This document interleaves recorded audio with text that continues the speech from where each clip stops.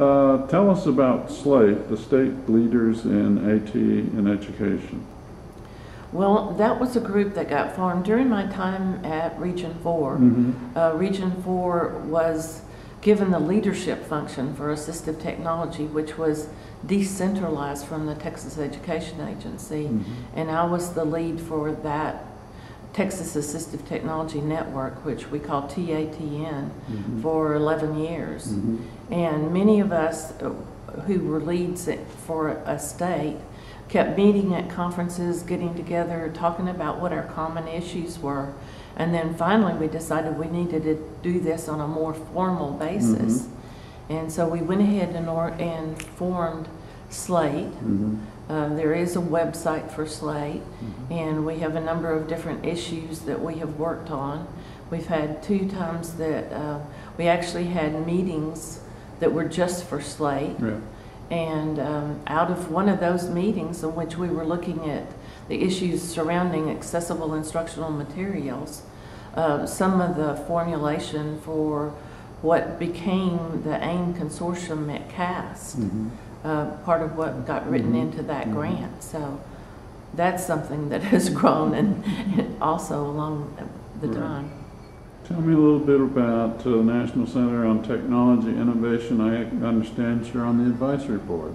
Yes, that's been a very interesting group to work with.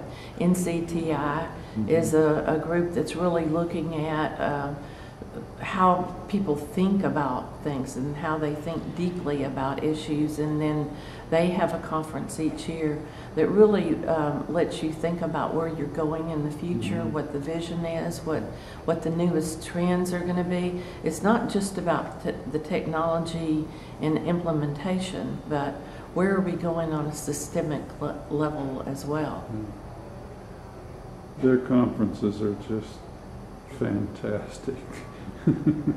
It's a smaller conference that puts together a group of people, and they have some superbly dynamic speakers that come in, a lot of them from the government, and so you're hearing from the horse's mouth, you know, what's happening in Washington and where we are right now and where we may be going in the future. The last thing on my list, I think, has to do with the AIM Consortium. Can you tell us about that?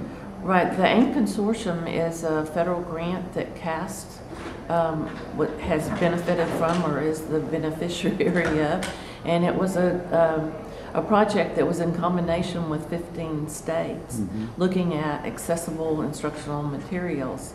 And part of that project, they were creating products that are going to be put on the website and available for use across the country. And I've been the special projects coordinator for that project. I contract with CAST to do that, and have been working with those states. And what's really exciting are the products that are being developed right now that'll be a benefit of everybody. My passion right now is about accessible instructional materials, and this project's going to help people know more about it, have more resources available, assist districts with what they can do to help students access these materials, use them appropriately with appropriate supports, so that the kids have the materials they need. Any big question I should have asked that I didn't ask? Well, now the AIM Consortium is really coming to an end. The project is just about finished, but CAST received the federal grant for the National Center on Accessible Instructional Materials. So the work will continue through the National Center, and there's going to be even more that will be created and made available for districts and state agencies across the country on that website, the National Center on AIM website. You don't seem to be retired. Doesn't seem like it, does it? But I'm doing what I love, what I'm really interested in doing, and actually having retired from the formal job at Region 4 lets me have time to do some of these things that I really have a special interest and passion in being able to do.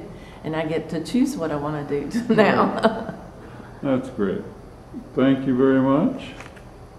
Thank you. I appreciate being interviewed and asked to contribute to this project. Well, you certainly deserve to be here. You know, one of the things, I don't know if I've mentioned to you, that I remember the most, those first Closing the Gap conferences. You always presented about that project you had that David Clark was a part of. I used to go to your sessions. Okay. David Clark often said, "I made you." Now he's a little more apt to say that maybe I had some involvement.